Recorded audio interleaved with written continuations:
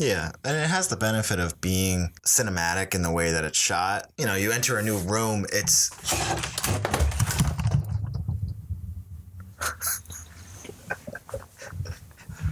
That ain't on me. Oh. That ain't on me. I literally just leaned back. That ain't on me. Oh, shit. Damn, son. I fucked up. I just leaned back. I literally did this, Casey. I did this. I just need to stretch my neck. Oh, fuck. Oh, fuck. Oh, fuck. Oh, fuck. Oh, fuck. You fucked up, Jack.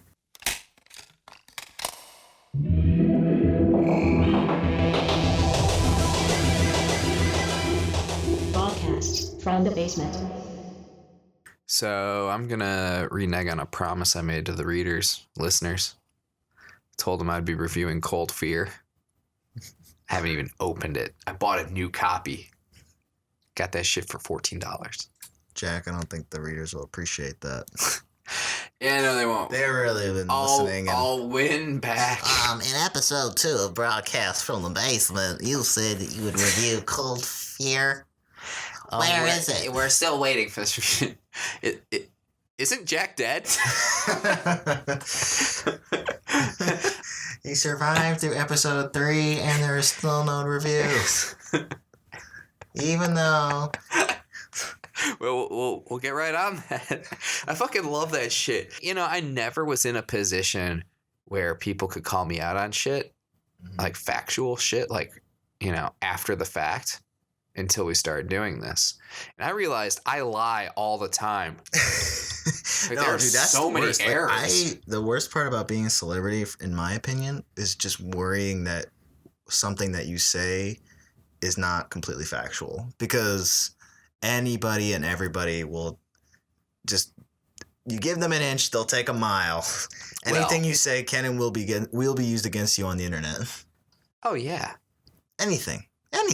but Like, that's why I'm afraid for this first episode that we recorded about Star Wars, because I know that we got a couple things wrong, and well, there's a difference. I don't want to hurt the integrity of the cast. There's a difference between saying, you know, screwing up a Star Wars timeline reference and, you know, making a really racist, sexist, homophobic joke. Yeah, you know, that's my thing. Like, it's like, you know, you say something awful.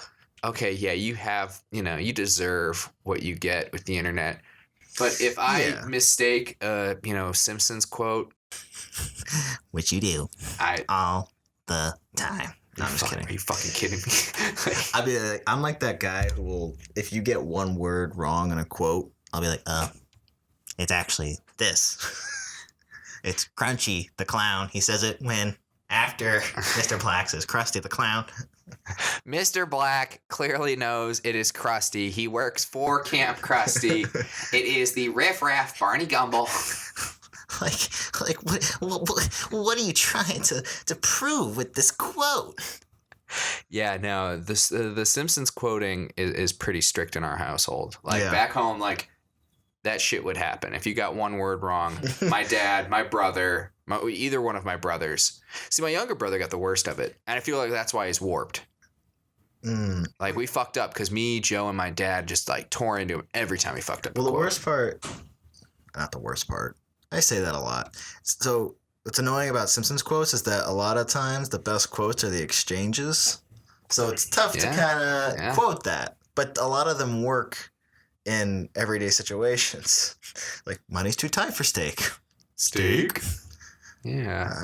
Sure. Steak. Like, that's two people talking, but you have to do it yourself in order for the joke to work. But this one's more of a movie buff kind of episode. I mean, not really, but we're going to act like we know what we're talking about. And we're talking again, as much of an expert as we could possibly be.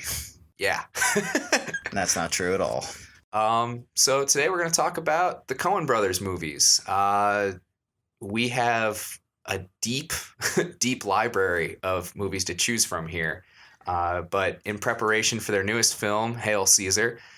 So if you're watching this or listening to this in 2018. So just so you have any idea what we're talking about, it's the most recent Coen brothers movie that's coming out tonight, actually. February 4th, so 2016. But we didn't get tickets. So we're seeing it tomorrow, and there will be actually a follow-up episode coming up soon, and when we will actually get to discuss and unpack the movie a little bit more and tell you guys what we were thinking about it and what kind of impressions we had leaving the theater. Yeah, it'll be like sort of like a little bonus mini episode. Yeah. For the few that are listening, we know they're there. Exactly, and we really neither seen nor heard. We don't forget the fans, people. So today we're just going to talk about some of our favorite lesser-known Coen Brothers movies because there's a lot of well-known ones because they're such prolific directors that this is something where you say, oh, this one's kind of undervalued, and you pissed off an entire cult fan base. You can't say that about The Big Lebowski. You can't say that movie is a cult movie. You can say it's been the praise for movies like Fargo, Lebowski, Oh Brother Where Art Thou, No Country for Old Men, Burn After Reading, has been repeated and regurgitated ad nauseum amongst many millennial blogs and filmic people. So we're here to talk about a couple of movies that have kind of flown under the radar or were just genuinely disliked by people who are fans of the Coen brothers. But in their defense, I really don't think they've ever made a bad movie. Yeah, no, it's definitely like, I remember when Burn After Reading first came out. I think it's 2007? 2008? Yeah, exactly. And Entertainment Weekly, which I read religiously, this is just how bad of a movie person I was. I actually thought Entertainment Weekly was a great source of finding out inside scoops on Hollywood films. Before like Reddit and all that shit. Yeah, and I wasn't really a huge buff of anything at the time. I just kind of read it because it was there, and my parents at the time we were semi-religious, and I was not allowed to use a lot of computer time, so the somewhat PC pop culture magazine that wasn't like the Smutty People magazine. Yeah, no. The People magazine, that's a story for another day in the Wells house. People magazine has its spot, but it's a longer conversation. It's one that will explain a lot of my psychological problems. Why you had a couple People magazines under the mattress. Yeah. 2004. That and Kohl's ads. You were a big fan of the original Brad Jelena craze. Oh, God. All right. Now, that's a story for another day. We will talk about the Wells Family Magazine collection. We will talk about that in a future episode where we've run out of movies to talk about. But so back to this. I remember Burn After Reading getting a C+, which is kind of unheard of for them. Usually for Entertainment Weekly, everything gets a bad Entertainment Weekly movie gets a B-. Like they gave Terminator Salvation a bad movie. They gave that a B. What was it? This is Entertainment Weekly, you said? Yeah. Yeah. Well, what I've noticed with the Coen brothers, unlike most of these other, at the time there were the Wunderkinds when they were first starting out, but they would make a hit, and then they would their next movie would have such high expectations that if they made something that was just somewhat of a safe movie or just something that adhered to any sort of structural or repeated form that has been done before, they would just be panned and be like, oh my God, they're so much better than this. And well, when you take a movie like No Country for Old Men and you follow it up with Burn After Reading, yeah, Burn After Reading's a fun movie. It's irreverent. It's a black comedy. You get to see George Clooney shoot Brad Pitt, which is, it doesn't get much better than that scene. That scene is hilarious. But the expectations, how many Academy Awards did No Country win? Not that really counts for anything, but it just goes to show on the magnitude of how many people. It was unanimously regarded as just a masterpiece. Yeah, and people won were Best saying, Picture that year. Yeah, people were saying There Will Be Blood, which is insane to me. I love No Country for Old Men, but I think There Will Be Blood should have won that Oscar. Really? Yeah. See, I'm on the other side of that. Really? Camp. I think No Country for Old Men, to me, is the quintessential neo-Western. I think it does so many things. It basically mixes mystery with Western, and it's beautiful. I don't think there's anything that has ever come close to that fusion No. of genres, which No, is just you're right. you rewatch that movie and there's just so much from so many different layers. Like it's layered so well. But enough about a movie that people know and Exactly. like. This is what we didn't want to talk about. This is what we didn't want to do. So I'm going to pick a movie that I really like. I actually first saw this movie in high school. A friend of mine bought it for me because it was the cheapest movie at Circuit City. Yes, I was in high school when Circuit City existed. It was in the bargain bin. It was in the bargain bin for $5, and it said a film by Joel and Ethan Coen, and it was Blood Simple. It's actually their first movie, feature-length film, not counting their NYU stuff. And it is, I think, in a lot of ways, sort of a predecessor thematically to No Country for Old Men. It's also set in the West. It's set in Texas. And it's another sort of noirish kind of crime drama. It's a lot less fast-paced than No Country. No Country, the pace in that movie is incredible. This one, you can definitely see that this is sort of it's not amateur, but it's definitely a first time here. There are sort of safe decisions going on. Yeah. You can see they're not trying a lot of revolutionary filming, like cinematography wise. It's not groundbreaking, right?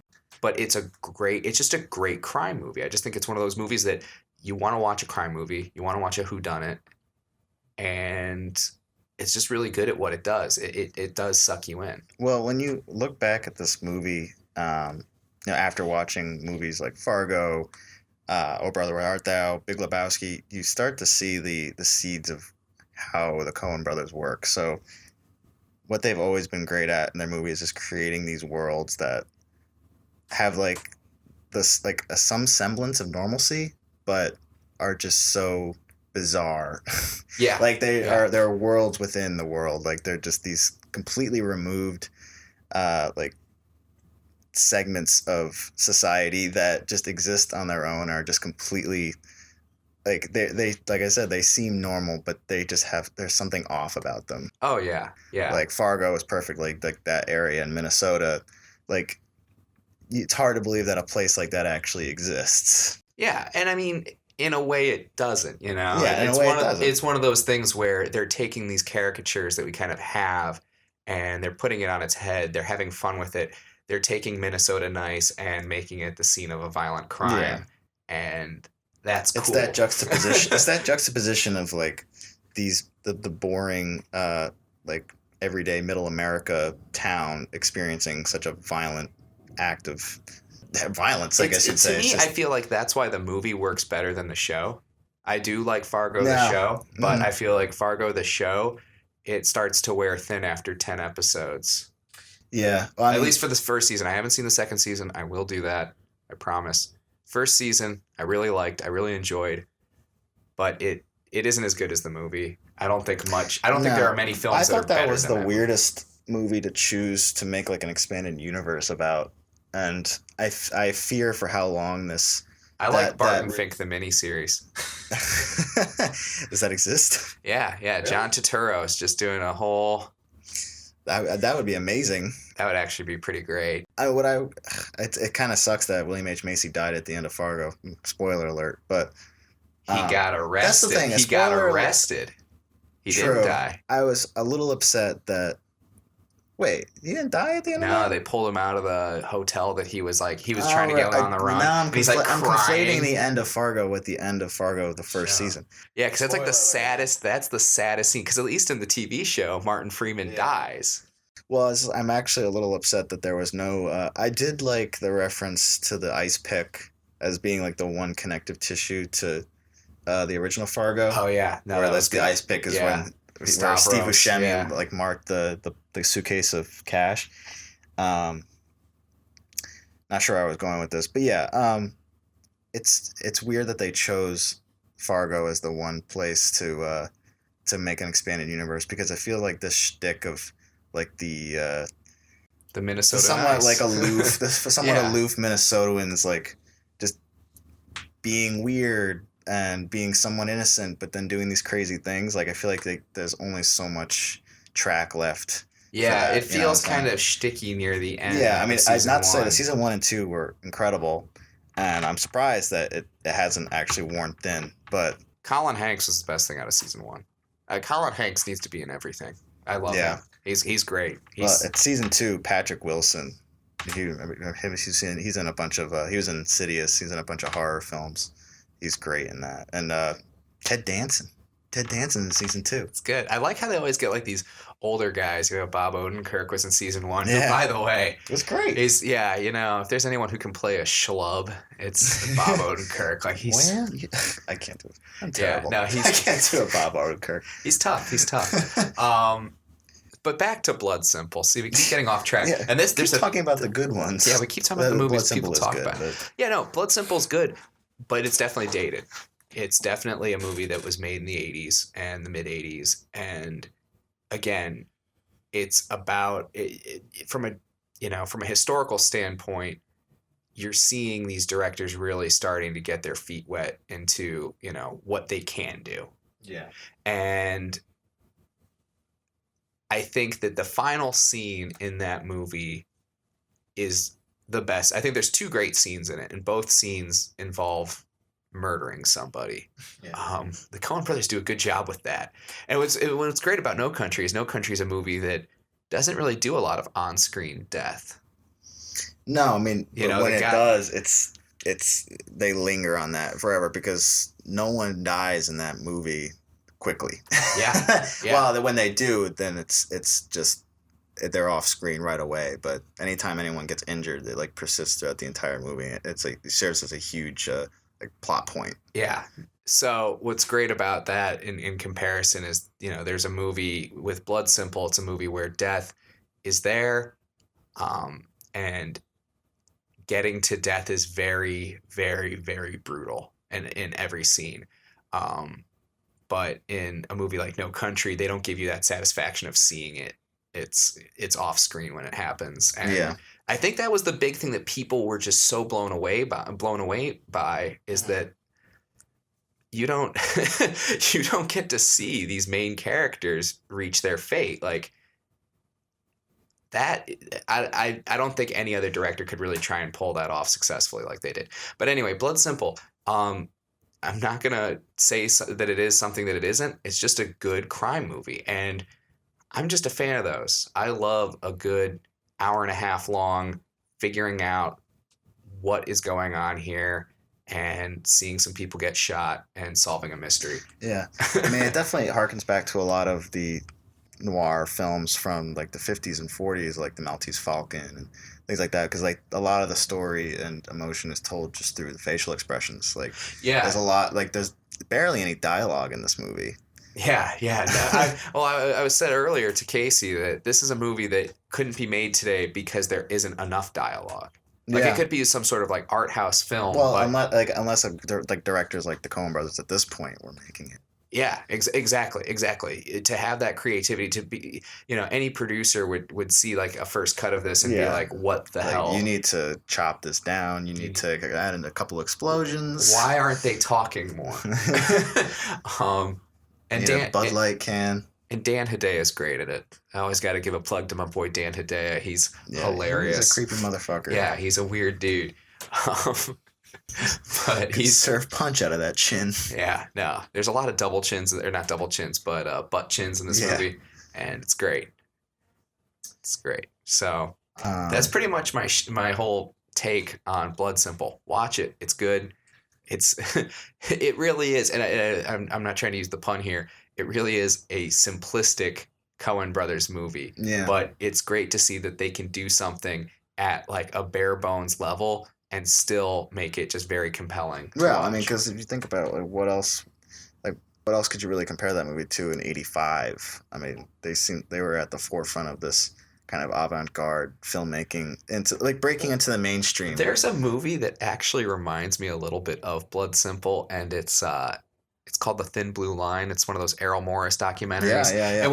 And it's weird. It's a documentary, but it's also about a murder in Texas. And there's just so much just aesthetically that is similar about it. And maybe this is just me being some douchebag millennial looking back on like the 80s and be like, they're from the 80s. They're similar. Remember those days that we didn't live in. Yeah. Right, guys? Teenage Mutant Ninja Turtles and pizza and fuck it.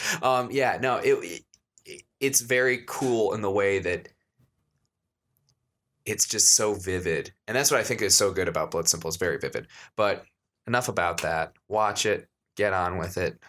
I guess one all the last Coen thing I Brothers would say movies. is that it can be a very terrifying film at times. If I was to watch this by myself, we just watched it together recently, but the way it's shot and the way the sound design is crafted, it's shot like a horror film. Yeah. Like the way the music cuts out, and these long drawn out takes of the actors like walking towards or away from the camera. You just like whoops, your impulse is like something's gonna happen right now, but nothing does, and like that's what makes it so good, is like that anticipation. Oh yeah, that something no. might happen. A lot of people like comparing Drive to a horror movie. It's similar in that way. Yeah, it's dark.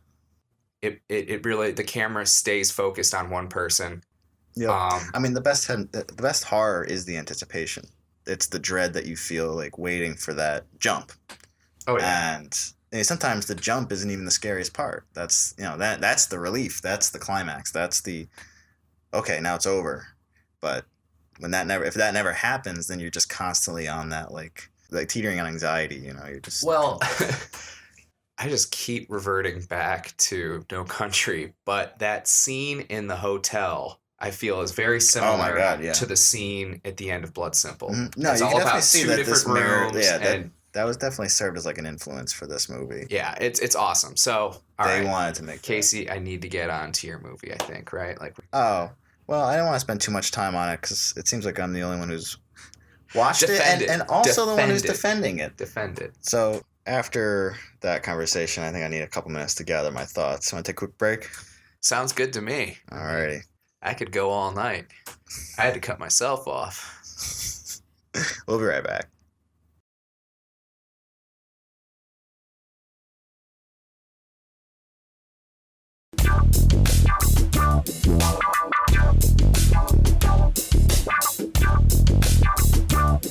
And we're back.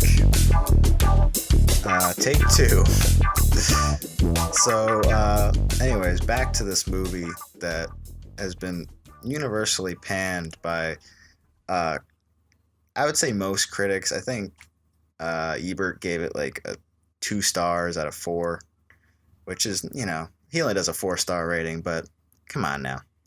I hate when people are like the Coen brothers just made this masterpiece. How dare they make something that just appeals to, not such a niche audience and isn't such a landmark of a film and might just be something that they wanted to do and it's been like a pet project for a while. Fuck that. They can make whatever the fuck they want. But Lady Killers is actually love that about a director. Yeah. I mean, Richard Linklater's done that. He's gone off. I love everything that he's done. Yeah, Speaking of things from Texas, School of Rock, great movie. Exactly. Not every movie has to be smart and be, Boyhood. You can make Boyhood wasn't really smart. I was smart, man. That it was great. That white lady told that Mexican Boyhood. guy to get a job. That was. What the greatest? It was smart in the way that you're expecting something to happen in this movie because Hollywood would have you believe that, like during these intense scenes, that something's just gonna happen. Like something's gonna happen that's just gonna make this scene turn into, go off the rails. But that's not what it's about. And I think that's what I loved about that movie is that life just happens and it isn't always a spectacle and it just occurs. And sometimes that's just how it is. I think the conclusion from this conversation is that Boyhood is actually the most underrated Coen Brothers movie of all time. So back to the Lady Killers. I think I'm just kind of subconsciously stalling myself from talking about this movie because yeah, compared to No Country for Old Men, it is a turd. It is a fucking turd. But if you are not, if you didn't just see Oh Brother, Where Art Thou, and just happened to skipped over Intolerable Cruelty, and then just went to go see, you saw that Coen Brothers were making a new film. It's called Lady Killers. It's got Tom Hanks, got Marlon Wayans, it's got J.K. Simmons, It's got Bruce Campbell in a cameo. It's got all these great actors. This is going to be another Coen Brothers classic.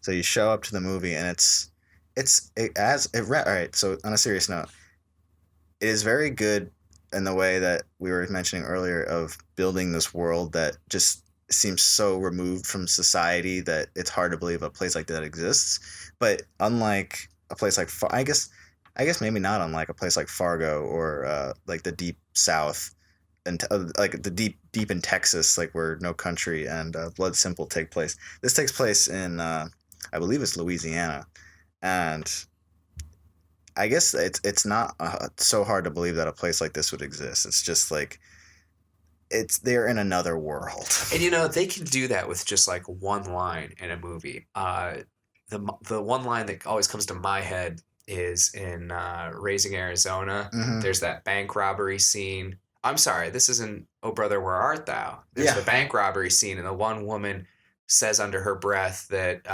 the bank robber's a baby face, that the guy has a baby face, and he like loses his mind, like he goes off. And there's like little, and it's not just one thing, it adds up, but that one of those moments will always be the straw that breaks the camel's back, and that's when you're like, it's this revelation to the viewer that this is some sort of weird fantasy world that is still very real at the same time. It's walking a tightrope, and it's awesome. It's weird to think that the most, I guess, relatable Coen Brothers movie is probably Burn After Reading, because it takes place, I think it's not New York, but it is DC. It's Washington, it's in a DC, city that is somewhat recognizable. It's a political thriller. Yeah, it's a political thriller. Fargo takes place in like a location that no one's ever been to.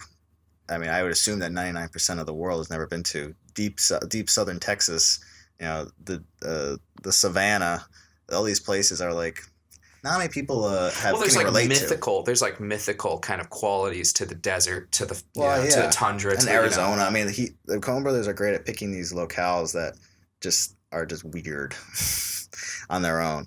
But back to the movie. The movie is based on a film from 1955 starring Alec Guinness. The story behind this film is the only reason why they even created it is because their DP at the time had a contract with Disney to remake this film, The Lady Killers. And as a favor to their longtime friend, they said, all right, yeah, we'll make this movie. We'll write it. So the story goes is that Tom Hanks' character, he's like this weird professor, like eccentric type, almost like a lampoon kind of a character. He's just very animated and exaggerated in everything that he does. He shows up at this lady's house. She's like a very classic Southern old-timey black woman is the easiest way to describe her. She basically is a landlady of this house. He shows up, asks if he can stay, brings in a ragtag group of other thieves, and they use her house as somewhat of a home base for them to plot out a bank heist, unbeknownst to her. And the way they go about it is this house was built back in the 1800s when they used literally the ground, the soil would be the foundation. Yeah. So in the root cellar, it's just surrounded by dirt. So their grand plan is to dig a hole from her house into the bank where Marlon Wayans works. Or not the bank, sorry, the casino where Marlon Wayans works. I've seen this movie before, and it's not called The Lady. It's called The Bank Job, and that's Jason Statham in it. Oh, I'm sorry. God, I always get those two mixed up. Now that's a Tom heist Hanks, movie. Jason Statham. I have nothing to contribute to this conversation. I know, and this is why I regretted even talking about this. Anyways, to make a long story short, it is a bank heist movie that goes wrong. Spoiler alert. And the reason why it's called The Lady Killers is because the landlady eventually finds out about what's going on and is such a nice lady that she's not going to turn them into the cops, but will unless they return the money.